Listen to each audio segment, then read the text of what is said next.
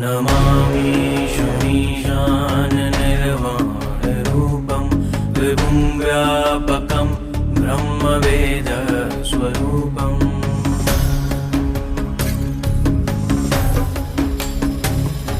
निजं निर्गुणं निर्विकल्पं निरीहं चिदाकाशमाकाशवासं भजेऽहम्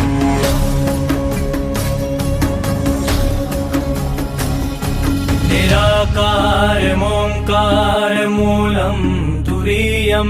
गिराज्ञानगोतीतमीशं गिरीशम्